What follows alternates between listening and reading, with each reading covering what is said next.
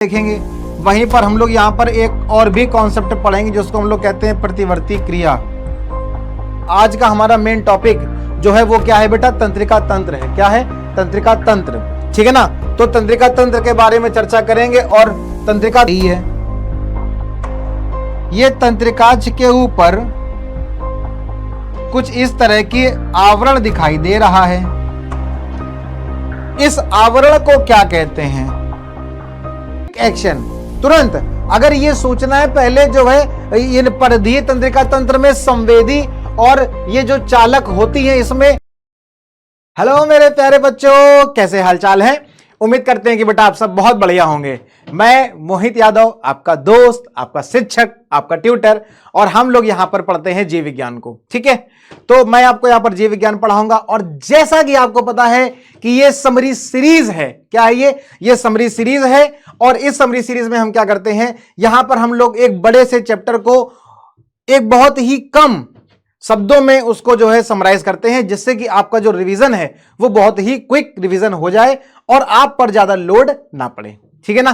तो भाई इसका मतलब क्या है? इसका मतलब ये है कि जैसे आप देखते होगे आपके एग्जाम टाइम पर क्या होता है कि एग्जाम में अक्सर ऐसा होता है कि जब एग्जाम पास आ रहे होते हो तो हमारे पास प्रेशर ज्यादा होता है ना। और जब प्रेशर ज्यादा है तो फिर हम क्या करते हैं, फिर हम ये सोचते हैं कि यार पूरा सिलेबस कौन रिवाइज करेगा। अब पूरा सिलेबस कौन रिवाइज करेगा उसमें, क्योंकि टाइम ज्यादा लगेगा, तो टाइम कम हो उसके लिए हम लोग शॉर्ट्स नोट्स बनाते हैं, है ना। तो उसी शॉर्ट्स नोट्स की तरह जब हम लोग शॉर्ट नोट्स को बना लेते हैं और एग्जाम टाइम पर, है ना, बहुत जल्दी वो चीजें हमको रिवाइज हो जाएं, कम समय में ज्यादा कंटेंट हम लोग तैयार कर सकें, ऐसा कुछ हम लोग प्रयास करते हैं अपने पढ़ते समय, है ना। तो इसीलिए आपको ज्यादा एक्स्ट्रा मेहनत ना करनी पड़े, इसके लिए पीडब्ल्यू एक समरी सीरीज चला रहा है। और इसमें हम लोगों ने जीव विज्ञान में जो पहला चैप्टर है उसको हम लोगों ने कवर कर लिया। आज हम लोग शुरुआत करते हैं यहां पर एक नए चैप्टर की, जिसका नाम है नियंत्रण एवं समन्वय। क्या नाम है? नियंत्रण एवं समन्वय इस चैप्टर का नाम है। और ये बेटा पहला लेक्चर है आपका। क्या है ये? आज का पहला लेक्चर है, ठीक, लेक्चर नंबर 1। तो नियंत्रण और समन्वय का ये पहला लेक्चर है। इसके पहले हम लोगों ने जैव प्रक्रम, लाइफ प्रोसेस वाले चैप्टर को डिस्कस किया था और उसमें हम लोगों ने 6 लेक्चर में उसको कंप्लीट किया था, क्योंकि बहुत ही बड़ा चैप्टर था, आपको पता ही है। उसमें बहुत सारी चीजें थी, बहुत सारे टॉपिक्स थे, तो कोई टॉपिक मिस भी नहीं होना चाहिए, क्योंकि सारे ही टॉपिक क्या हैं, इंपॉर्टेंट हैं। तो सीरीज का मतलब ये नहीं कि अगर बहुत जल्दी खत्म किया जाएगा तो उसको ऐसा नहीं कि उसमें कुछ टॉपिक को मिस कर देंगे या किसी कंटेंट को वहां पर उसकी कमी हो जाएगी, ऐसा कुछ भी नहीं है। पूरा कंटेंट मिलेगा, सारी की सारी चीजें आपको अवेलेबल कराई जाएंगी और with in a limit of time, है ना, एक टाइम लिमिट के अंदर, ठीक है ना। तो ये जो सीरीज है ये 1 घंटे की रहती है और 1 घंटे में यहां पर मैक्सिमम टॉपिक को कवर करने की कोशिश की जाती है, ठीक। तो ये नियंत्रण और समन्वय ये जो चैप्टर है इसमें जो हम लोग डिस्कस करेंगे, तो हम लोग इसमें तंत्रिका तंत्र के बारे में पढ़ेंगे, ठीक है ना। इसमें हम लोग पादपों में समन्वय के बारे में पढ़ेंगे, इसमें हम लोग मस्तिष्क के बारे में पढ़ेंगे, ब्रेन के बारे में, इसमें हम लोग मेरुरज्जु के बारे में पढ़ेंगे, इसमें हम लोग जंतुओं में समन्वय के बारे में पढ़ेंगे। तो पादपों और जंतुओं में जो समन्वय है तो उसमें जो कंट्रोल और कोऑर्डिनेशन है वो किस तरीके से होता है, तो इसका जो कोर है वो है अंतःस्रावी ग्रंथियां। क्या है? अंतःस्रावी ग्रंथियां, जिनसे निकलते हैं हार्मोन्स। तो उसके बारे में डिस्कस करेंगे कि पेड़ पौधों में कौन कौन से हार्मोन्स निकलते हैं और वो किस किस काम के लिए जिम्मेदार होते हैं। वही जंतुओं में अंतःस्रावी ग्रंथियों से निकलने वाले हार्मोन्स, और वो हार्मोन्स कौन सी ग्रंथि से निकलते हैं, तो सारी ग्रंथियों के बारे में चर्चा करी जाएगी, उससे निकलने वाले हार्मोन्स के बारे में चर्चा करी जाएगी। उस हार्मोन्स की अधिकता से क्या बीमारी हो सकती है, उसकी कमी से क्या बीमारी हो सकती है, ये सारी की सारी चीजें हम लोग यहां पर डिस्कस करेंगे, ठीक है। आज क्योंकि इसका पहला लेक्चर है तो आज हम लोग क्या डिस्कस करेंगे, आज हम लोग डिस्कस करेंगे बेटा कि आखिर ये नियंत्रण और समन्वय है क्या। आखिर ये नियंत्रण और समन्वय क्या है, किस तरीके से कंट्रोल और कोऑर्डिनेशन हमारी बॉडी में होता है। और फिर इसके बाद जो महत्वपूर्ण आज का जो टॉपिक है जिसका नाम है तंत्रिका तंत्र। क्या नाम है? तंत्रिका तंत्र, जिसका नाम है, इस टॉपिक के बारे में चर्चा करेंगे। बहुत ही ज्यादा महत्वपूर्ण टॉपिक है। कौन सा? तंत्रिका तंत्र। और बहुत ही छोटा है लेकिन बहुत ही खोटा है ना, क्योंकि बहुत ही ज्यादा क्या है, महत्वपूर्ण है। क्वेश्चन हर बार इससे बनते हैं। तो चलिए शुरुआत करते हैं और देखते हैं आखिर ये कंट्रोल और कोऑर्डिनेशन, नियंत्रण और समन्वय क्या चीज है। तो ये जो भैया नियंत्रण और समन्वय है, तो इसमें क्या लिखा हुआ है बेटा, देखो यहां पर कि जंतुओं में जो नियंत्रण और समन्वय है वो किस तरीके से होता है बेटा, तो यहां पर दो मुख्य तंत्र पाए जाते हैं। कितने? दो यहां पर मुख्य तंत्र पाए जाते हैं। पहला जिसको हम लोगों को डिस्कस करना है, जिसको हम लोग कहते हैं तंत्रिका तंत्र, और वहीं दूसरा क्या है, अंतःस्रावी ग्रंथियां, जिसको हम लोग अंतःस्रावी तंत्र। अंतःस्रावी तंत्र का मतलब क्या होगा, एक सिस्टम, इंडोक्राइन सिस्टम कहते हैं। क्या कहते हैं इसको अंग्रेजी में? इंडोक्राइन सिस्टम कहते हैं। और तंत्रिका तंत्र को क्या कहते हैं? नर्वस सिस्टम कहते हैं। क्या कहते हैं?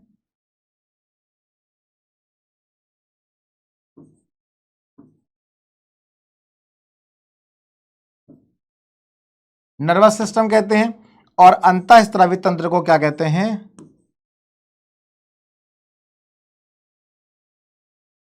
एंडोक्राइन सिस्टम कहते हैं। ठीक। जब हम लोग बात करते हैं नर्वस सिस्टम की, किसकी बात करते हैं हम लोग? जब नर्वस सिस्टम की बात करते हैं, अर्थात जब तंत्रिका तंत्र की बात करते हैं, तो यहां पर हम लोग तंत्रिका तंत्र के चित्र के बारे में चर्चा करेंगे, है ना, इसके चित्र के बारे में देखेंगे। वहीं पर हम लोग यहां पर एक और भी कॉन्सेप्ट पढ़ेंगे जिसको हम लोग कहते हैं प्रतिवर्ती क्रिया। क्या कहते हैं?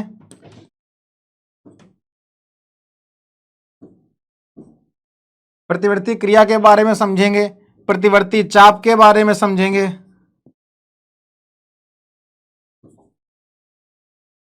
आखिर ये प्रतिवर्ती क्रिया क्या है, आखिर ये प्रतिवर्ती चाप क्या है, ठीक है, तो इसके बारे में भी हम लोग यहां पर डिस्कस करेंगे। और इसका जो चित्र है वो चित्र भी समझेंगे, क्योंकि इसका जो चित्र है बेटा वो बहुत ही ज्यादा क्या है, महत्वपूर्ण है। और यहां से क्या क्या पॉइंट आएंगे इसको हम लोग डिस्कस करेंगे, ठीक है ना। प्रतिवर्ती क्रिया और प्रतिवर्ती चाप, इसके दो महत्वपूर्ण पार्ट हैं, उसको भी हम लोग यहां पर समझेंगे। अगर हम लोग बात करेंगे बेटा एंडोक्राइन सिस्टम की, किसकी बात करेंगे? एंडोक्राइन सिस्टम की, अर्थात अंतःस्रावी तंत्र की। तो यहां पर हम लोग किसकी चर्चा करते हैं बेटा? इस अंतःस्रावी तंत्र में हम लोग चर्चा करेंगे अंतःस्रावी ग्रंथियों की।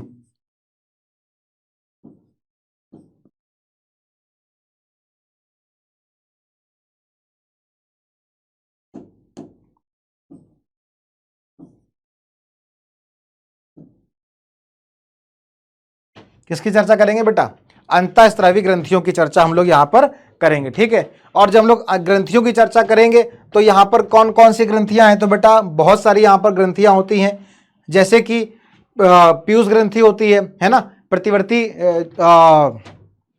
पिट्यूटरी ग्लैंड कहते हैं उसको अंग्रेजी में, है ना, हिंदी में क्या कहते हैं? पीयूष ग्रंथि है।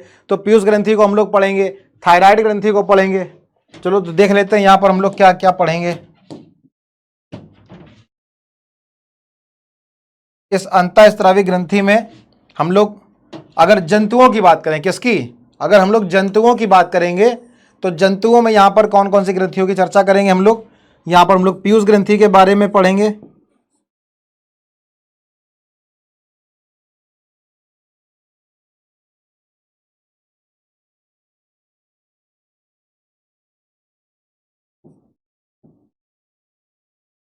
ठीक है, जिसको अंग्रेजी में क्या कहते हैं? पिट्यूटरी ग्लैंड कहते हैं। ठीक। हम लोग पढ़ेंगे थायराइड ग्रंथि के बारे में,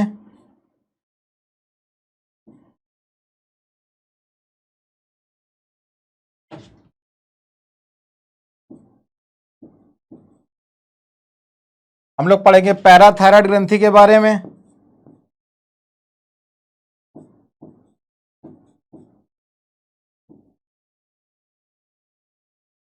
ठीक। हम लोग पढ़ेंगे थाइमस ग्रंथि के बारे में,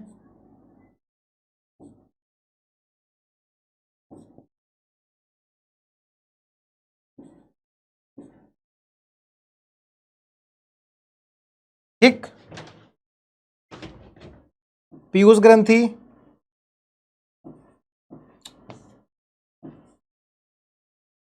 दूसरी थायराइड ग्रंथि, इसको दूसरे कलर से लिखते हैं ना,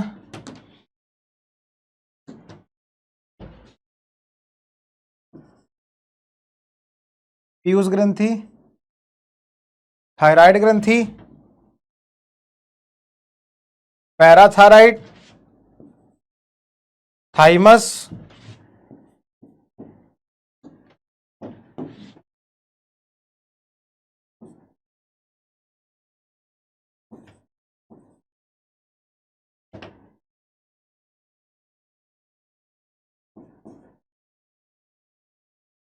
अधिवृक्क ग्रंथि,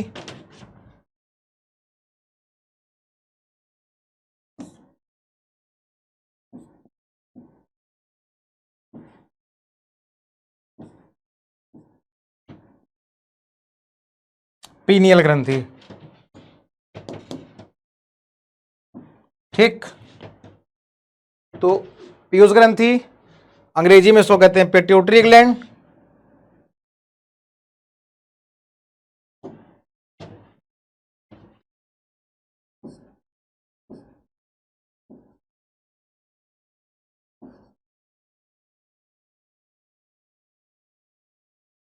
ठीक, थायराइड को थायराइड ही कहते हैं,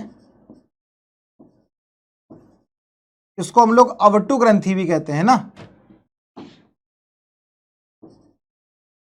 ठीक है, थायराइड का दूसरा नाम क्या है?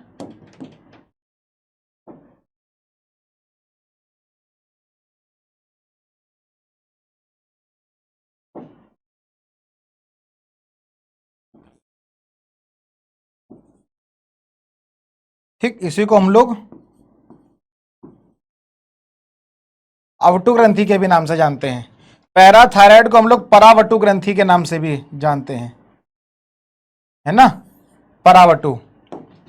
ठीक है, तो पैराथायराइड हो गया, अंग्रेजी शब्द है ये। ठीक, थाइमस हो गया,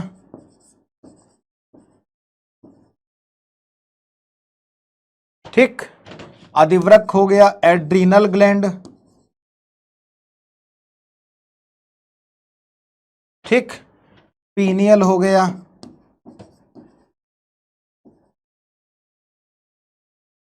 ठीक,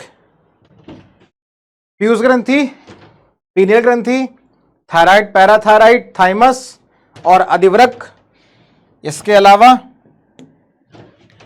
अलावा कहां लिख दूं? इसके अलावा यहां लिख देते हैं।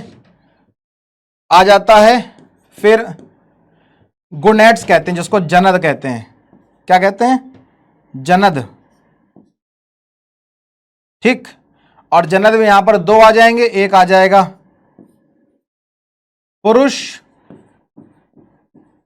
पुरुष में और दूसरा आ जाएगा स्त्री में। अगर पुरुष की बात करेंगे तो पुरुष में आता है वृषण। क्या आता है? वृषण। और स्त्री में क्या आता है? अंडाशय।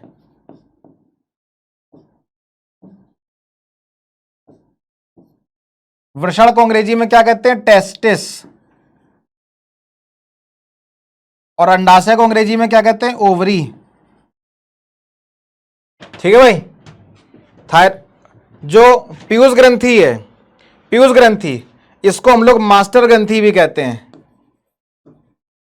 क्या कहते हैं इसको हम लोग?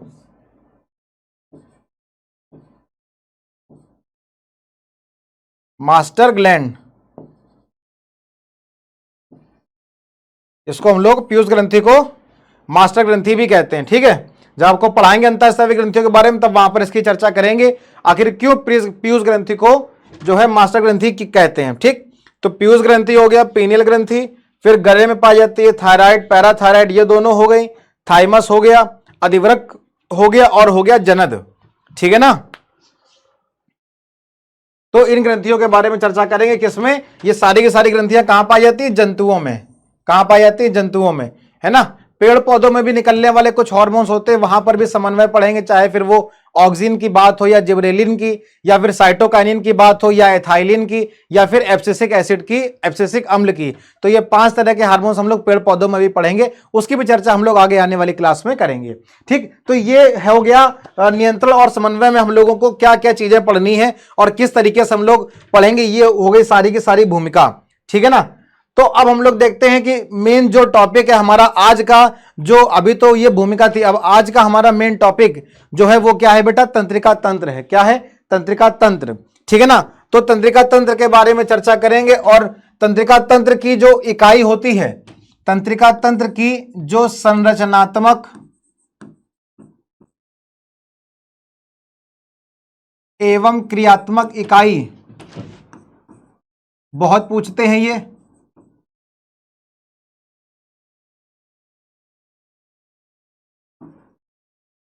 स्ट्रक्चरल एंड फंक्शनल यूनिट, क्रियात्मक और संरचनात्मक इकाई है, उसको क्या कहते हैं? उसको न्यूरॉन कहते हैं। क्या कहते हैं? न्यूरॉन। ठीक है ना?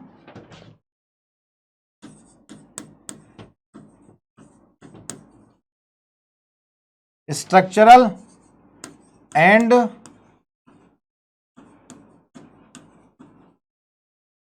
फंक्शनल यूनिट क्या है? न्यूरॉन। क्या है? न्यूरॉन है। ठीक है।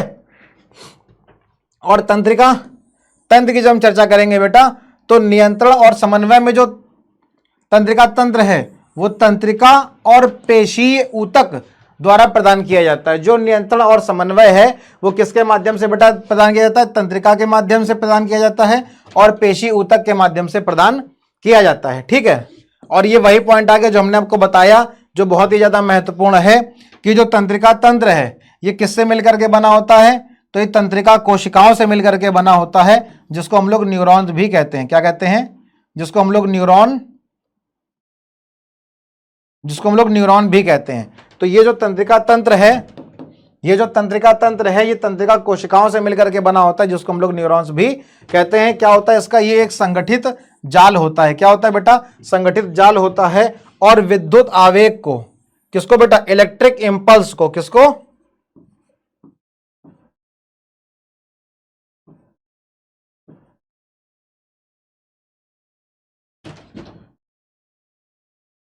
इलेक्ट्रिक इंपल्स को, विद्युत आवेग को क्या करता है? शरीर के एक भाग से दूसरे भाग तक लेकर के जाता है। ठीक। तो ये जो संगठित जाल है किसका बेटा? तंत्रिका कोशिकाओं का, न्यूरॉन का। ये जो संगठित जाल है ये क्या करता है? ये विद्युत आवेगों को, इलेक्ट्रिक इंपल्स को शरीर के एक भाग से दूसरे भाग तक लेकर के जाता है और सूचनाओं का आदान प्रदान इस तरीके से करता है।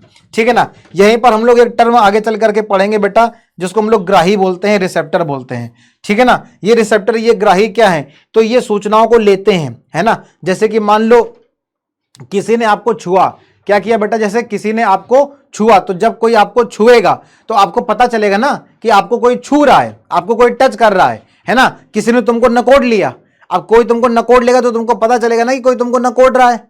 किसी ने तुमको मारा, कैसे पता चलेगा? ये सारी की सारी जो फीलिंग्स हैं, ये सारी की सारी जो अनुभूतियां हैं, ये आपको कैसे पता चलेंगी बेटा? इसी ग्राही के माध्यम से पता चलेंगी। तो ये ग्राही क्या है बेटा? ये तंत्रिका कोशिका के विशिष्टीकृत सिरे होते हैं, है ना? जो वातावरण में क्या करते हैं बेटा? सूचनाओं का पता लगाते हैं। और ये हमारे ज्ञानेंद्रियों में स्थित होते हैं। ज्ञानेंद्रियां जो हमारे शरीर में उपस्थित होती हैं, उस ज्ञानेंद्रियों में ये क्या होते हैं? ये उपस्थित होते हैं। ठीक है बेटा? तो मानव का जो तंत्रिका तंत्र है बेटा, जो मानव का तंत्रिका तंत्र है वो कितने भागों में विभाजित होगा? 2 भागों में विभाजित होगा। एक केंद्रीय तंत्रिका तंत्र, एक परिधीय तंत्रिका तंत्र। कितने भागों में? 2 भागों में। एक केंद्रीय तंत्रिका तंत्र होता है और दूसरा परिधीय तंत्रिका तंत्र होता है। जो केंद्रीय तंत्रिका तंत्र है, जो हमारे केंद्र में है, जैसे कि ये हमारा शरीर है। केंद्र का मतलब क्या? एकदम सेंटर पॉइंट। केंद्र का मतलब क्या है? Centre point. तो हमारे सेंटर में क्या क्या है? तो सबसे पहले ये आ जाता है हमारा मस्तिष्क, हमारा ब्रेन आ जाता है। तो केंद्रीय तंत्रिका तंत्र में क्या आ जाएगा? सबसे पहले हमारा मस्तिष्क आएगा। और जब ऐसे नीचे की तरफ बढ़ेंगे तो यहां पर तो हमारा पेट है और सीना है, सब कुछ है, बहुत बढ़िया सी चीजें, है ना? और लेकिन इसके पीछे की तरफ हमारे बैक साइड पे क्या है? तो हम देखेंगे यहां पर एक बहुत मोटी सी एक हड्डी होती है, जिसको क्या कहते हैं हम लोग? वर्टिब्रल कॉलम कहते हैं, मेरुदंड कहते हैं या मेरुरज्जु कहते हैं। ठीक है? तो ये मेरुरज्जु और ये मस्तिष्क, ये 2 किसके भाग होंगे? ये केंद्रीय तंत्रिका तंत्र के भाग होंगे। तो जब हम मानव में तंत्रिका तंत्र की बात करेंगे तो यहां पर 2 चीजें पढ़ने को मिलेंगी। एक केंद्रीय तंत्रिका तंत्र पढ़ने को मिलेगा और दूसरा परिधीय तंत्रिका तंत्र पढ़ने को मिलेगा। ठीक है? 2 चीजें हमको पढ़ने को मिलेंगी। जब हम बात करेंगे केंद्रीय तंत्रिका तंत्र की, तो हम यहां पर देखेंगे मस्तिष्क को और हम यहां पर देखेंगे मेरुरज्जु को। एक हम देखेंगे मस्तिष्क को और दूसरा देखेंगे मेरुरज्जु को। ठीक है ना? तो ये मस्तिष्क और ये मेरुरज्जु, ये दोनों ही क्या है बेटा? केंद्रीय तंत्रिका तंत्र हैं। और इनका काम क्या है बेटा? इनका काम है सूचनाओं का संसाधन एवं नियंत्रण। जो सूचनाएं हम हमारे शरीर में हमको ग्राही के माध्यम से, रिसेप्टर के माध्यम से जो हमको मिल रही है, उनका क्या करना है, उनका नियंत्रण करना है। ठीक है ना। तो बहुत सारी सूचनाएं, कुछ ऐसी प्रक्रियाएं होती है जो हमको तुरंत करनी होती हैं, जिसके लिए हम जो मस्तिष्क का इस्तेमाल ना करके किसका इस्तेमाल करते हैं, मेरुरज्जु का इस्तेमाल करते हैं। जैसे कि आपका हाथ अगर बेटा कहीं गर्म पानी में चला गया, जैसे अब सर्दी आने वाली है ना, तो अभी आप क्या करोगे, बढ़िया गर्म गर्म पानी से नहाओगे, है ना। अब ठंडे ठंडे पानी से तो नहाओगे नहीं, बहुत से बच्चे ठंडे ठंडे पानी से भी नहाएंगे, बहुत से बच्चे ऐसे होंगे जो नहाएंगे ही नहीं, है ना। मतलब 1 दिन में 2 दिन में छोड़ करके नहाएंगे, है ना। कुछ लोग पूरे पूरे सप्ताह भर नहीं नहाते, पूरे पूरे 7 दिन का गैप कर देते हैं, है ना। जब संडे आएगा तब संडे को आराम से नहाया जाएगा, है ना भाई। सर्दी में यही होता है ना, और रजाई में आराम से बैठे रहेंगे बढ़िया दबे हुए, है ना। कोई कुछ नहीं, आराम से एकदम बढ़िया रजाई ओढ़ लिए, आराम से बैठे हैं, फोन चला करके पढ़ रहे हैं, पढ़ते पढ़ते सो गए, रजाई ओढ़ी, आराम से मस्त, ना नहाना है ना धोना है, कुछ करना नहीं है ना, है ना। बहुत ही विरले ऐसे लोग होते हैं जो एक दिन, जो डेली नहाए या फिर एक दिन एक छोड़ करके नहाए, बहुत ही विरले होते हैं ना। तो चलो फिलहाल तो अब क्या है, जैसे मान लो कि अब आपने क्या किया, पानी गर्म किया और आप जो है हाथ मुंह धुलने गए। अब जैसे आपने पानी हाथ में डाला और पानी अगर बेटा ज्यादा गर्म हो गया तो आप क्या करेंगे, आप तुरंत हाथ को हटा लेंगे। क्यों? क्योंकि पानी बहुत ज्यादा गर्म है। तो इस कंडीशन में जैसे ही गर्म पानी आपके हाथ पर गिरा, आपने अपना हाथ तुरंत हटा लिया। तो जो आपने अपना हाथ तुरंत हटा लिया, वो क्यों हटाया? क्योंकि आपको एहसास हुआ कि भैया पानी बहुत ज्यादा गर्म है, अगर इस गर्म पानी में हम हाथ बनाए रहेंगे तो मेरा हाथ जल जाएगा। इस वजह से आपने अपने हाथ को पीछे की तरफ खींच लिया। तो इसमें हमारे शरीर में जो केंद्रीय तंत्रिका तंत्र है, उसमें किस अंग ने भाग लिया? मस्तिष्क ने भाग लिया या फिर मेरुरज्जु ने भाग लिया?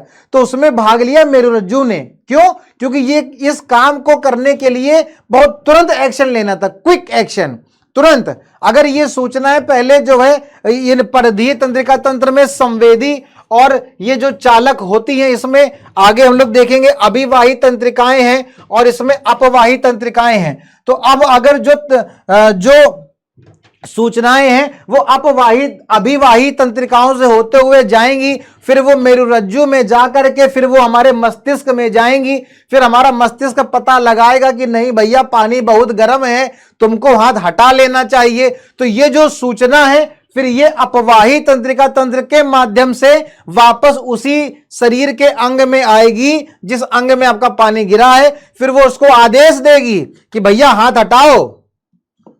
अगर ये सारी प्रक्रिया होगी ना बेटा, तो इतनी देर में तो कांड हो चुका, इतनी देर में तुम्हारा हाथ क्या होगा, जल जाएगा। इसलिए इसको मस्तिष्क कंट्रोल नहीं करेगा। कौन करेगा? मेरुरज्जु कंट्रोल करेगा, है ना। जैसे ही आपने हाथ में गर्म पानी डाला, अगर वो पानी ज्यादा गर्म है तो वो जो सूचना है वो अभिवाही तंत्र, अभिवादी नहीं है, ये अभिवाही है। क्या है? अभिवाही। तो अभिवाही तंत्रिकाओं के माध्यम से कहा जाएगा, सबसे पहले तो मेरुरज्जु में ही जाता है, जिसको हम लोग क्या कहते हैं, स्पाइनल कॉर्ड कहते हैं, है ना अंग्रेजी में। तो वो हमारे मेरुरज्जु में जाएगा और मेरुरज्जु से तुरंत जो है अपवाही तंत्रिका के माध्यम से उसी अंग में आकर के बोलेगा भैया हटाओ। तो ये काम बहुत तेजी में होता है। तो इसको कंट्रोल कौन करता है बेटा? मेरुरज्जु कंट्रोल करता है, ठीक है ना। तो इस तरह के, अब जैसे मान लो कि आप जो है, अब किसी ने क्या किया कि आपके पैर में मान लो कोई मारने आया डंडा लेकर के, तो जैसे ही वो आपके पैर में अचानक से डंडा वो मारेगा, तुम तुरंत क्या करोगे, झटके से अपना पैर हटा लोगे, है ना। तो ये जो कंट्रोल है ये किसके द्वारा हो रहा है बेटा? मेरुरज्जु के द्वारा हो रहा है ना। आग जल रही है, आग जल रही, उसमें गलती से आपका हाथ चला गया, है ना। तो आपने क्या किया, तुरंत वहां से अपने हाथ को पीछे कर लिया। तुमने माचिस की तीली जलाई, अब जलती हुई आग में तो तुम नहीं जाओगे, इतने तो होशियार हो ही तुम। लेकिन अब जैसे मान लो तुमने माचिस की तीली जलाई, अब माचिस की तीली जलाई, उससे तुम कुछ काम कर रहे थे, तुम जो है सीको, पटाखे या बड़े बड़े बम जो भी है उनको तुम छुड़ा रहे थे, और वो माचिस की तीली पूरी जल गई, वो आग तुम्हारे हाथ के पास आने लगी। तो तुम क्या करोगे? इंतजार करोगे कि नहीं वो आग मेरे हाथ में आ जाए, मेरे हाथ को जला दे, ऐसा इंतजार करोगे? नहीं, तुम क्या करोगे, तुरंत उस माचिस की तीली को फेंक दोगे। तो ये किसके द्वारा कंट्रोल हो रहा है? ये भी मेरुरज्जु के द्वारा ही कंट्रोल हो रहा है, ठीक है ना। लेकिन आप सोचोगे सर ये मेरुरज्जु के द्वारा, तो मस्तिष्क के द्वारा क्या होता है? तो बेटा मस्तिष्क के द्वारा भी बहुत सारी चीजें कंट्रोल की जाती है ना। अगली क्लास में हम लोग मस्तिष्क के बारे में बहुत डिटेल चर्चा करने वाले हैं। वहां पर हम लोग मस्तिष्क के हिस्सों की भी चर्चा करेंगे कि अग्र मस्तिष्क, मध्य और पश्च मस्तिष्क क्या होता है ना। उसमें सेरिब्रम क्या है और सेरिबेलम क्या है ना, ये भी हम लोग चर्चा करेंगे। मेडुला ओब्लंगाटा क्या होता है, ये सारी की सारी चीजें हम लोग मस्तिष्क में पढ़ेंगे और वहां पर उसके काम क्या है उसकी भी चर्चा हम लोग करेंगे, ठीक है ना। चिंतन, मनन, भूख लगना, सीधी रेखा में चलना, है ना, और दारू पीने के बाद फिर डोलना, तो उसमें कौन सा अंग जो हमारा काम करना बंद कर देता है, जिसमें हम सोच विचार करने की क्षमता खत्म हो जाती है। ये सारी की सारी चीजें किसके द्वारा कंट्रोल की जाती है बेटा, मस्तिष्क के द्वारा कंट्रोल की जाती है, ठीक है। तो केंद्रीय तंत्रिका तंत्र, जब हम तंत्रिका तंत्र की बात करेंगे तो यहां पर हम बात करेंगे केंद्रीय तंत्रिका तंत्र की। और जब तंत्रिका तंत्र में केंद्रीय तंत्रिका तंत्र की बात करेंगे तो यहां केंद्रीय तंत्रिका तंत्र के दो हिस्से आ जाएंगे। पहला आ जाएगा मस्तिष्क और दूसरा आ जाएगा मेरुरज्जु। तो मेरुरज्जु के द्वारा क्या चीजें कंट्रोल करी जाती है, हमने आपको थोड़ा सा उसको ओवरब्रीफ किया, ठीक है ना, जिसके माध्यम से क्या किया जाता है, सूचनाओं का संसाधन और उसका नियंत्रण किया जाता है। वहीं जब हम बात करते हैं परिधीय तंत्रिका तंत्र की, तो यहां पर बेटा हम संवेदी तंत्रिका तंत्र की बात करेंगे और चालक तंत्रिका तंत्र की बात करेंगे। संवेदी तंत्रिका तंत्र में आती है बेटा अभिवाही तंत्रिका और चालक में आती है अपवाही तंत्रिका।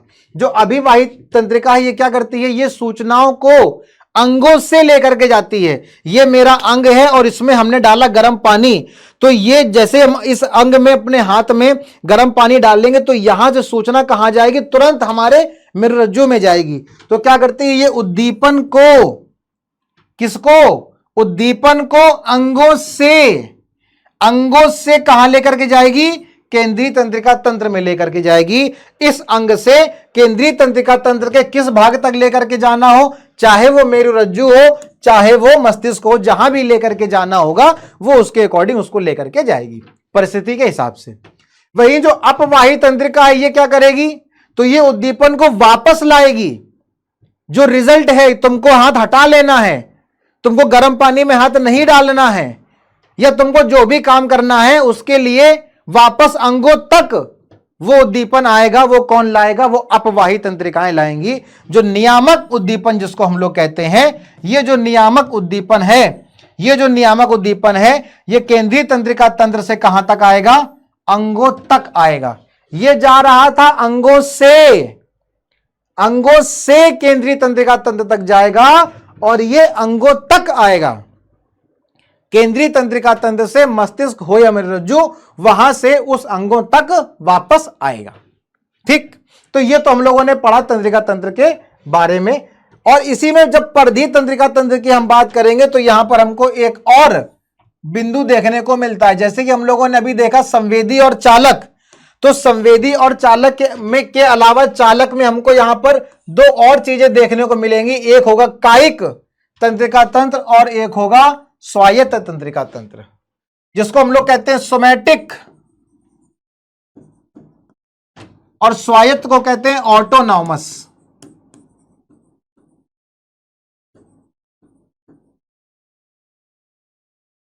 जो स्वायत्त है इसमें हमको मिलेंगी दो चीजें, अनुकंपी और परानुकंपी।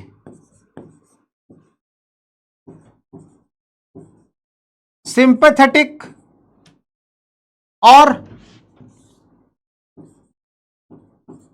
पैरासिम्पैथेटिक।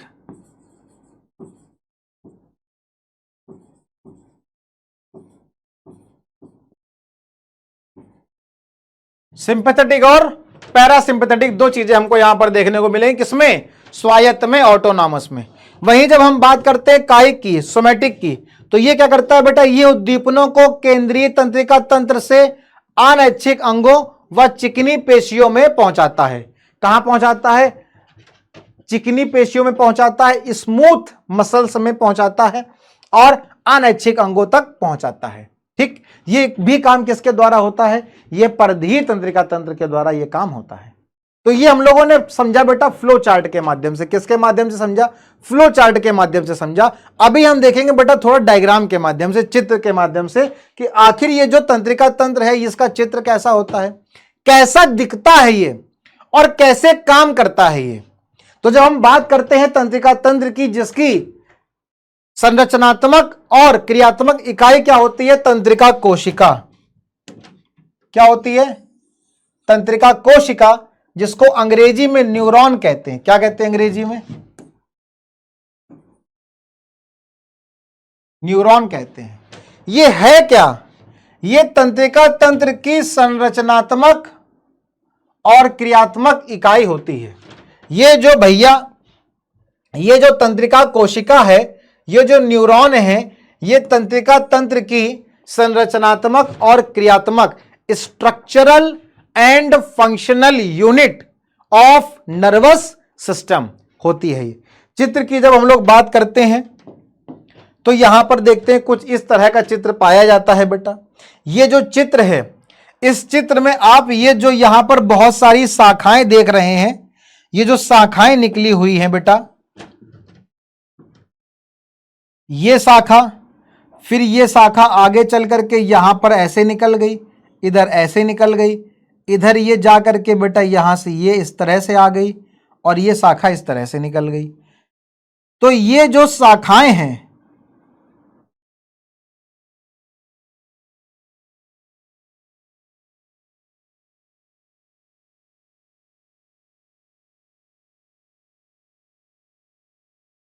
ये जो शाखाएं हैं, ये देख रहे हैं आप,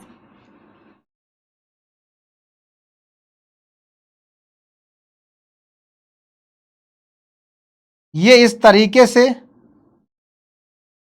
इस तरह से ये शाखाएं होती हैं बेटा, और आपस में ये जुड़ी होती है यहां से इस तरह से।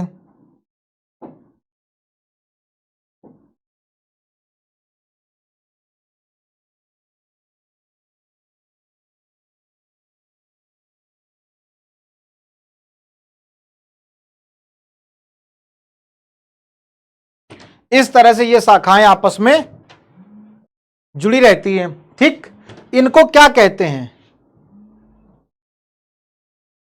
इनको कहते हैं द्रुमिका। क्या कहते हैं बच्चा? क्या कहते हैं? इनको कहते हैं द्रुमिका।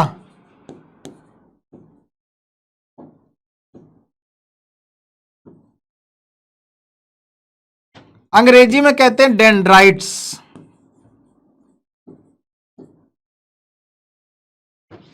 हिंदी में कहते हैं द्रुमिका, अंग्रेजी में कहते हैं डेंड्राइट्स। क्या है ये? शाखाएं हैं। क्या है ये? शाखाएं हैं। किसकी?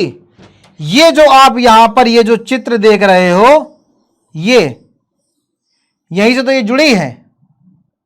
इसको कहते हैं कोशिका काय। क्या कहते हैं इसको?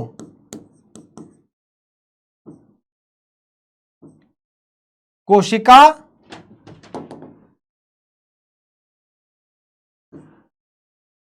काय।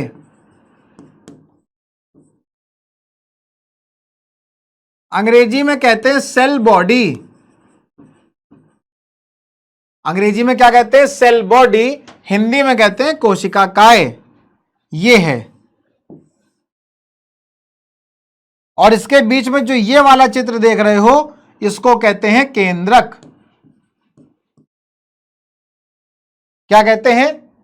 केंद्रक। अंग्रेजी में कहते हैं, इसको तो पता ही होगा, न्यूक्लियस। क्या कहते हैं बेटा? न्यूक्लियस। ये जो बहुत सारी शाखाएं यहां पर निकली है, ये शाखा, इनमें से कोई एक शाखा क्या करती है? इनमें से कोई एक शाखा इस तरीके से पीछे की तरफ वृद्धि करती हुई चली जाती है।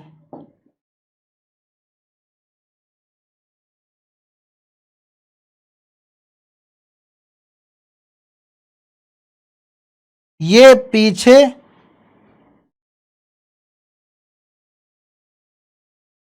इस तरीके से वृद्धि करते हुए चली जाती है, और जा करके फिर शाखाओं में विभाजित हो जाती है। जा करके फिर से शाखाओं में विभाजित हो जाती है। जब ये आखिरी में जाकर के शाखाओं में विभाजित होती है, इसको कहते हैं सिनेप्टिक बल्ब।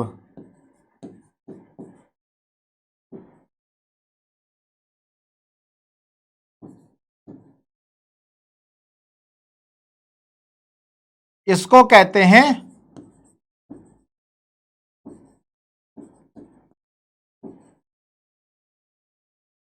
Synaptic bulb. क्या कहते हैं? सिनेप्टिक बल्ब कहते हैं। और ये जो लंबी सी शाखा, ये जो लंबी सी संरचना ये तुम यहां पर देख रहे हो, इस लंबी सी संरचना को कहते हैं तंत्रिकाक्ष। क्या कहते हैं? तंत्रिकाक्ष कहते हैं। अंग्रेजी में कहते हैं एक्सॉन। अंग्रेजी में क्या कहते हैं? एक्सॉन कहते हैं। आप देख रहे हैं बेटा इस तंत्रिकाक्ष के ऊपर कुछ इस तरह की संरचना यहां पर तुमको दिखाई दे रही है। यह तंत्रिकाक्ष के ऊपर कुछ इस तरह की आवरण दिखाई दे रहा है। इस आवरण को क्या कहते हैं? इस आवरण को कहते हैं माइलिन आवरण।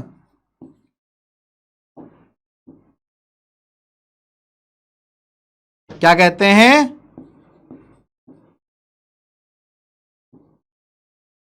माइलिन आवरण। अंग्रेजी में इसको कहते हैं माइलिन शीद।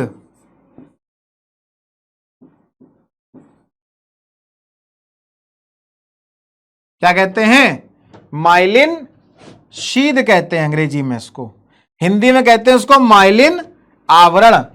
और ये जो माइलिन का आवरण है यहां पर तुमको ये दिखाई नहीं दे रहा है, लेकिन यहां पर कुछ इस तरह की ये संरचना बनी हुई है। ठीक है। ये जो इस तरह की संरचना है बेटा, इसको कहते हैं श्वान कोशिका। क्या कहते हैं?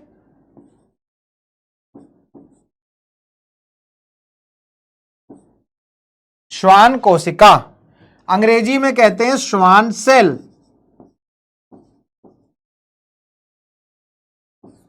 अंग्रेजी में क्या कहते हैं? श्वान सेल कहते हैं अंग्रेजी में, हिंदी में श्वान कोशिका कहते हैं। यह बेटा चित्र किसका है? यह चित्र आपको यहां पर जो दिखाई दे रहा है, यह चित्र है बेटा तंत्रिका कोशिका का। जिस तंत्रिका कोशिका को हम लोग अंग्रेजी में क्या कहते हैं? न्यूरॉन कहते हैं। ये इस न्यूरॉन का चित्र है। एक बार दोबारा से इसको बेटा अगर समराइज करेंगे तो ये जो चित्र है बेटा तंत्रिका कोशिका का, इसके कितने भाग होते हैं बेटा? इसके 3 भाग होते हैं। कितने भाग होते हैं? 3। पहला होता है कोशिका काय। पहला क्या होता है? कोशिका काय, जिसको अंग्रेजी में कहते हैं सेल बॉडी। ठीक। दूसरा भाग होता है जिसको कहते हैं द्रुमिका। क्या कहते हैं? द्रुमिका कहते हैं। अंग्रेजी में इसको कहते हैं डेंड्राइट्स। क्या कहते हैं? डेंड्राइट्स कहते हैं। तीसरा होता है बेटा तंत्रिकाक्ष।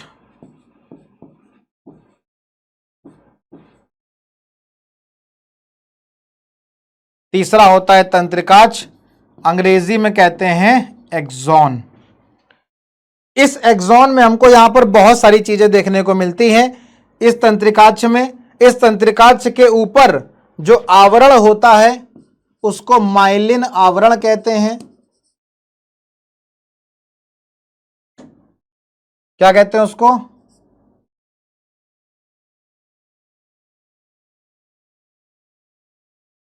माइलिन आवरण कहते हैं। इस माइलिन के अंदर जो कोशिका होती है उसको श्वान कोशिका कहते हैं।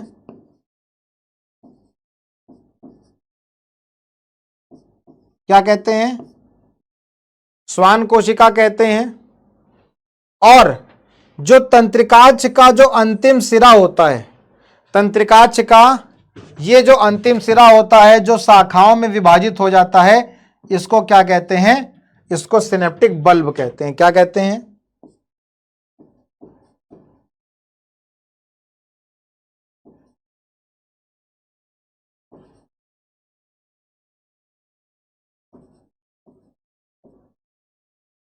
सिनेप्टिक बल्ब कहते हैं। ये जो सिनेप्टिक बल्ब है ना बेटा, क्या है ये जो सिनेप्टिक बल्ब है, ये एक तरह का रसायन स्रावित करता है। क्या करता है? एक तरह का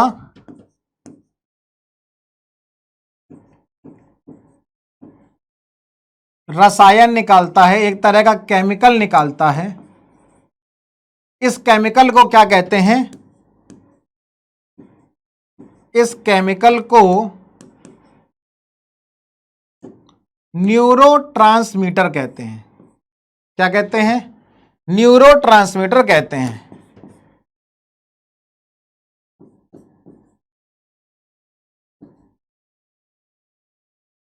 क्या कहते हैं बेटा? इस केमिकल को न्यूरोट्रांसमीटर कहते हैं, इस रसायन को, जो कहां से निकलता है? सिनेप्टिक लूब, सिनेप्टिक बल्ब से जो निकलता है उसको न्यूरोट्रांसमीटर कहते हैं। और ये जो तुमको चित्र दिखाई दे रहा है, ये एक तंत्रिका कोशिका का चित्र है। किसका चित्र है ये? एक तंत्रिका कोशिका का चित्र है। इस सारे से बहुत सारी तंत्रिका कोशिका होती हैं, और ये जो बहुत सारी तंत्रिका कोशिका हैं, या जो दो तंत्रिका कोशिका हैं, वो आपस में क्या होती है? सब एक दूसरे से जुड़ी रहती हैं। किस तरीके से जुड़ी रहती है बेटा? तो पहली वाली तंत्रिका कोशिका का ये जो आखिरी का सिरा देख रहे हो, जिसको कहते हैं सिनेप्टिक बल्ब, पहली वाली तंत्रिका कोशिका का सिनेप्टिक बल्ब और दूसरी वाली तंत्रिका कोशिका का द्रुमिका, दूसरी कोशिका का द्रुमिका और पहली वाली तंत्रिका कोशिका का सिनेप्टिक बल्ब, इस तरीके से ये आपस में क्या होते हैं? जुड़े रहते हैं, और जुड़ करके एक बहुत सारा श्रृंखला या बहुत बड़ी एक जाल के आकार की संरचना बनाते हैं। इस तरह के सिस्टम को, इस तरह के तंत्र को, इस तरह की संरचना को तंत्रिका तंत्र कहते हैं। जिसके कितने भाग होते हैं तंत्रिका कोशिका के? 3। पहला कोशिका काय, सेल बॉडी, दूसरा द्रुमिका, डेंड्राइट्स, और तीसरा तंत्रिकाच, एक्सॉन। इस तंत्रिकाच के ऊपर एक आवरण पाया जाता है, एक शीद पाई जाती है, जिसको माइलिन का आवरण कहते हैं।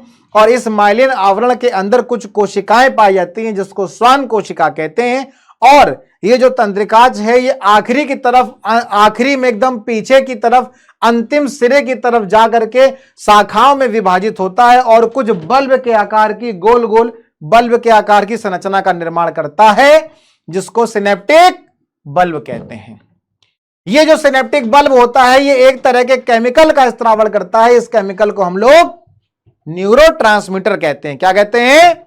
न्यूरोट्रांसमीटर कहते हैं। ठीक, यही जो चीजें आपको बताई, यही आगे चल करके बेटा लिखी हुई है, आपको देख लेना है। पीडीएफ आपको प्रोवाइड हो जाती है, पीडीएफ आपको अवेलेबल हो जाती है ना। नीचे दिए गए लिंक पे आपको पीडीएफ मिल जाती है, आप उसको डाउनलोड कर लेंगे और वहां से आप उसको पढ़ लेंगे। लिखा वही है जो हमने आपको बताया। जो तंत्रिका कोशिका के भाग हैं वो द्रुमिका है, तंत्रिका काय, कोशिका काय है, और तंत्रिकाच है। तंत्रिकाच को अंग्रेजी में एक्सॉन कहते हैं। ये है सिनेप्स, जिसको हिंदी में अंतर ग्रंथन कहते हैं। क्या कहते हैं? अंतर ग्रंथन कहते हैं, अंग्रेजी में सिनेप्स कहते हैं, सिनेप्टिक बल्ब कहते हैं। यह तंत्रिका के अंतिम सिरे पर या अगली तंत्रिका कोशिका के द्रुमिका के मध्य का रिक्त स्थान है। विद्युत आवेग एक रासायनिक संकेत में बदला जाता है, जिसे आगे वो संचरित होता है। जो सूचनाएं हैं वो आगे फिर आगे की तरफ संचरित की जाती हैं, और वो जो रासायनिक संकेत है, जो रसायन है, उस रसायन को क्या कहते हैं? न्यूरोट्रांसमीटर कहते हैं। आगे की तरफ बढ़ेंगे तो हमने आपको बताया था बेटा, आज का जो एक और महत्वपूर्ण टॉपिक है, जो इसी से कोरिलेट करता है, इसी से संबंधित है, वो क्या है बेटा? प्रतिवर्ती क्रिया और प्रतिवर्ती चाप। क्या ये दोनों अलग अलग चीजें हैं? नहीं, दोनों एक ही चीज से जुड़ी हुई चीजें हैं, दोनों एक ही टॉपिक से संबंधित हैं। फिर ये है क्या? जब हम बात करते हैं प्रतिवर्ती क्रिया की, तो ये एक तरीके का रिएक्शन है ना। क्रिया क्या है? एक तरीके का रिएक्शन है।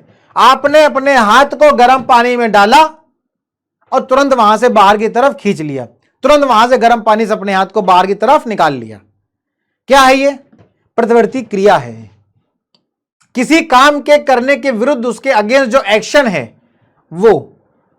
प्रतिवर्ती चाप क्या है? वो एक पूरी प्रक्रिया जिसके माध्यम से आपने प्रतिवर्ती क्रिया को संपादित किया, वो क्या है? प्रतिवर्ती चाप है ये। जब हम प्रतिवर्ती क्रिया की बात करते हैं तो किसी उद्दीपन के प्रति तेज या फिर अचानक से की गई जो अनुक्रिया है, आपने गर्म पानी में हाथ डाला और तुरंत झटके से अपने हाथ को बाहर की तरफ खींच लिया, अचानक से की गई और एकदम तेजी से की गई, ये क्या है? अनुक्रिया है, जिसको प्रतिवर्ती क्रिया कहते हैं। जैसे किसी गर्म वस्तु को छूने पर हाथ को पीछे की तरफ हटा लेना। लेकिन प्रतिवर्ती चाप क्या है? इसी प्रतिवर्ती क्रिया के दौरान जो विद्युत आवेग है, जो इलेक्ट्रिक इंपल्स है, जो अभिवाही तंत्रिका के माध्यम से जा रहा था और अपवाही तंत्रिका के माध्यम से वापस से उसी अंगों पर आ रहा था, ये जो पथ है, ये जो रास्ता है, उसको क्या कहते हैं? प्रतिवर्ती चाप कहते हैं। जैसे कि कोई ऊष्मा आई, उस ऊष्मा के प्रति उद्दीपन हुआ, कहां पर? आपकी त्वचा के किसी एक अंग पर। जो कौन सा अंग है? ग्राही है, जिसको हम लोगों ने अंग्रेजी में शुरुआत में बात करी थी, रिसेप्टर मैंने आपको बताया था कि इसकी आगे चर्चा करेंगे। तो उस अंग पर यह ऊष्मा पड़ी और यह कहां गई बेटा? मेरुरज्जु में गई। कहां गई? मेरुरज्जु में। क्यों? क्योंकि यह जो क्रिया है इसको मेरुरज्जु के द्वारा कंट्रोल किया जाता है, नियंत्रित किया जाता है, ना कि मस्तिष्क के द्वारा। तो ये हमारे मेरुरज्जु में गई और मेरुरज्जु से वापस से फिर कहां आई? अंग में आई। अब ये अंग कौन सा है? कार्यकर अर्थात पेशी अंग। क्या है? पहले कौन सा था? ग्राही अंग। अब कौन सा अंग है? पेशी अंग। और जैसे ही ये क्रिया आई, आपने उस अनुक्रिया के लिए क्या किया? हाथ को पीछे की तरफ हटा लिया। क्या किया? हाथ को पीछे की तरफ हटा लिया। तो ये जो पूरी प्रक्रिया है, ये जो पूरी प्रोसेस है, ये क्या है? प्रतिवर्ती चाप है। अगर इसको हम लोग बेटा चित्र के माध्यम से समझने का प्रयास करेंगे तो इस तरह का आपको चित्र यहां पर दिखाई देगा। ये इस चित्र के माध्यम से बेटा आप देखेंगे, क्या देखेंगे कि ये आपका हाथ है और ये हाथ आपने क्या किया? गर्म पानी में डाला। जैसे ही आप अपना हाथ गर्म पानी में डालेंगे तो इससे निकलेगी ऊष्मा। ये ऊष्मा कहां जाएगी? आपकी त्वचा में। किसमें? ग्राही में। और फिर ये संवेदी तंत्रिका तंत्र के माध्यम से, किसके माध्यम से? संवेदी तंत्रिका तंत्र के माध्यम से कहां जाएगी? ये जाएगी हमारे मेरुरज्जु में, हमारे स्पाइनल कॉर्ड में। कहां जाएगी?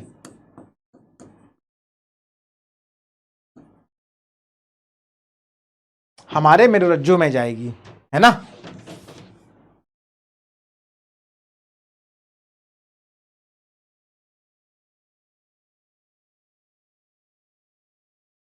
कहां जाएगी? स्पाइनल कॉर्ड में जाएगी, मेरुरज्जु में जाएगी। और ये जो ऊष्मा है जो संवेदी तंत्रिका तंत्र के माध्यम से मेरुरज्जु में गई थी, ये प्रेरक तंत्रिका तंत्र के माध्यम से। किसके माध्यम से? प्रेरक तंत्रिका कोशिका के माध्यम से वापस से कहां आएगी? उसी अंग में आ जाएगी।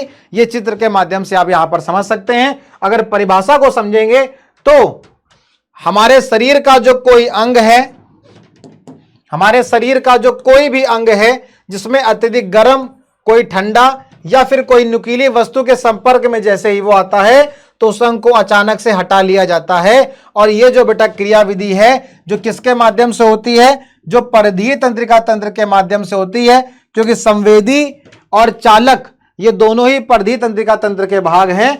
उस उद्दीपन के फलस्वरूप जो केंद्रीय तंत्रिका तंत्र है, जैसे कि हमारा मस्तिष्क और मेरुरज्जु, तो यहां पर काम कौन करता है? मेरुरज्जु। उसकी क्या होती है? अनुपस्थिति में होती है। और इसी को क्या कहते हैं बेटा? प्रतिवर्ती क्रिया कहते हैं। ठीक है ना। किसी उद्दीपन के फलस्वरूप जो शीघ्रता पूर्वक, बहुत तेजी से, स्वचालित, अपने आप, तुमको सोचना नहीं पड़ता है कि हम गर्म पानी में हाथ डाल चला गया है तो उसको निकालें या ना निकालें, इतना सोचना नहीं पड़ता है। जैसे ही हाथ गया तुरंत आपने उसको बाहर की तरफ खींच लिया, अर्थात स्वचालित प्रक्रिया है, अनैच्छिक क्रिया है। कौन सी क्रिया है? अनैच्छिक क्रिया है। जैसे ही स्वादिष्ट भोजन को देखते हुए आपके मुंह में क्या आ जाती है? लार आ जाती है। कांटा चुभते ही आप अपना पैर एक झटके के साथ हटा लेते हैं। ये सारी की सारी प्रक्रियाएं किसमें आती हैं बेटा? प्रतिवर्ती क्रिया में आती हैं। और इस क्रिया में मेरुरज्जु के द्वारा ही यह प्रक्रिया नियंत्रित होती है। इसमें मस्तिष्क भाग नहीं लेता है। मस्तिष्क इसमें भाग नहीं लेता है। तो चाहे आप ये चित्र के माध्यम से समझे या फिर आप इसको इस चित्र के माध्यम से भी बहुत ही ज्यादा डीपली से, आसानी से समझ सकते हैं। ठीक है ना। जिसमें क्या हो रहा है? ये हथौड़ा लिया गया है और ये जो हथौड़ा है ये क्या लिया गया बेटा, ये एक हथौड़ा है और इस हथौड़े से इस व्यक्ति के यहां पर घुटनों में चोट मारी जा रही है। जैसे ही आपने ये हथौड़ा दिखाया इसको मारने के लिए एक उद्दीपन क्रिएट हुआ। ये उद्दीपन कहां गया, ग्राही अंग में गया और ग्राही अंग में फिर अभिवाही पथ के माध्यम से कहां चला गया, अभिवाही पथ के माध्यम से कहां चला गया, मेरु रज्जु में चला गया। कहां चला गया, मेरु रज्जु में। और फिर मेरु रज्जु से अभिवाही पथ के माध्यम से होते हुए वापस से ये प्रतिक्रिया कहां आ गई, उसी अंग में आ गई। तो इस तरह से चित्र के माध्यम से आप आसानी से यहां पर समझ सकते हैं। जो अनुक्रिया है, ये जो अनुक्रिया है, ये अनुक्रिया बेटा तीन तरह से हो सकती है। पहला ऐच्छिक अनुक्रिया होती है जिसमें जो अग्र मस्तिष्क के द्वारा नियंत्रित होती है। अनैच्छिक क्रिया है जो मध्य और पश्चिम मस्तिष्क के द्वारा नियंत्रित होती है। ठीक,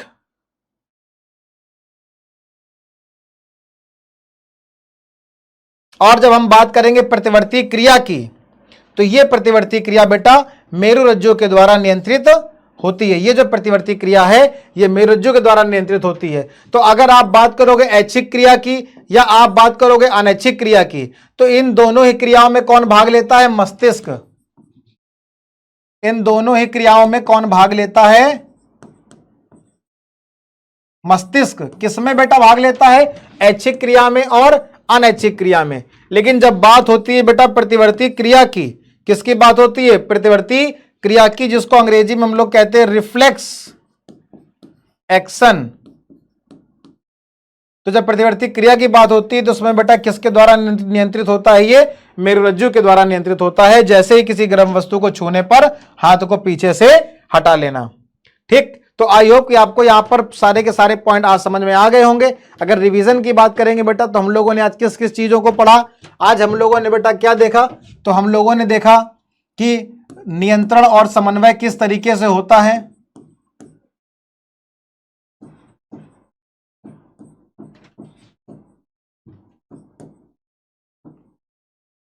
इस नियंत्रण और समन्वय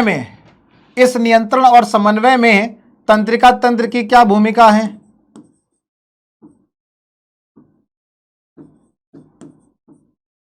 इस नियंत्रण और समन्वय में तंत्रिका तंत्र की क्या भूमिका है, और इसमें प्रतिवर्ती क्रिया के बारे में भी देखा हम लोगों ने।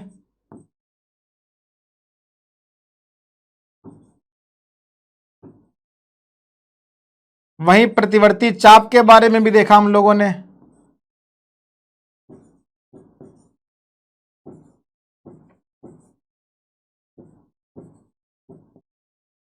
है ना।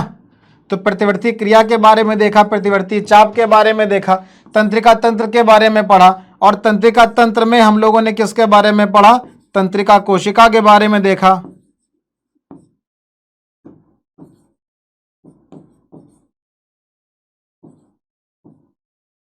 जिसको अंग्रेजी में क्या कहते हैं, न्यूरॉन कहते हैं।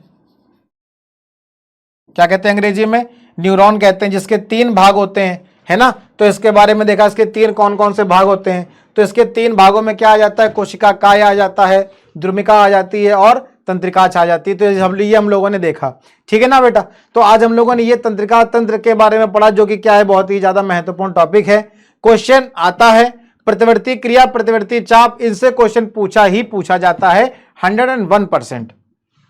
तो आज के चैप्टर का जो नियंत्रण और समन्वय चैप्टर है, ये पहला लेक्चर था बेटा। उम्मीद करता हूं कि आपको ये लेक्चर बहुत अच्छा लगा होगा। कमेंट करके जरूर बताइएगा बेटा आपको लेक्चर कैसा लगा। कोई ऐसा पॉइंट जो आपको ना समझ में आया हो तो वो भी आप बताइएगा कि इस पॉइंट में ऐसी कोई दिक्कत आई है ना। और इसके अलावा जो और भी टॉपिक है, जैसे कि हम लोग कल, मतलब अब जो अगला लेक्चर आपके नेक्स्ट वीक में आएगा, इस अगले लेक्चर में हम लोग जिसकी चर्चा करेंगे वो क्या होगा, वो मस्तिष्क के बारे में होगा। ठीक है, तो अगले लेक्चर में हम लोग पूरे के पूरे सिर्फ और सिर्फ मस्तिष्क के बारे में ही चर्चा करेंगे। उसकी संरचना के बारे में समझेंगे, उसके द्वारा कार्य के बारे में समझेंगे, हर एक चीज मस्तिष्क के बारे में पढ़ेंगे। इसके बाद जो लेक्चर आएगा उसमें हम लोग पादपों में समन्वय के बारे में पढ़ेंगे। वहां पर जो हार्मोन्स होते हैं, ऑक्सिन, जिबरेलिन, साइटोकाइनिन, और इसके अलावा इथाइलिन हो या फिर वो एब्सिसिक अम्ल हो, इसके बारे में चर्चा करेंगे। उसके अगले लेक्चर में हम लोग जंतुओं में समन्वय के बारे में चर्चा करेंगे, जिसमें हम लोग अंतःस्रावी ग्रंथियों के बारे में, एंडोक्राइन ग्लैंड के बारे में पढ़ेंगे। और ये कौन कौन सी ग्रंथियां होती है, तो आज हमने आपको बताया कि चाहे वो फिर पीयूष ग्रंथि हो या थायराइड या पैराथायराइड या थाइमस या फिर पीनियल या फिर वो अधिवृक्क ग्रंथि हो या फिर जनद हो, चाहे उसमें वृषण हो या अंडाशय, इन सारे के सारे ग्रंथियों के बारे में चर्चा करेंगे। इनसे निकलने वाले हार्मोन्स के बारे में चर्चा करेंगे। उनसे हार्मोन्स की कमी और हार्मोन्स की अधिकता से कौन कौन सी बीमारियां हो सकती हैं, इसकी भी चर्चा हम लोग आगे आने वाले लेक्चर में करेंगे।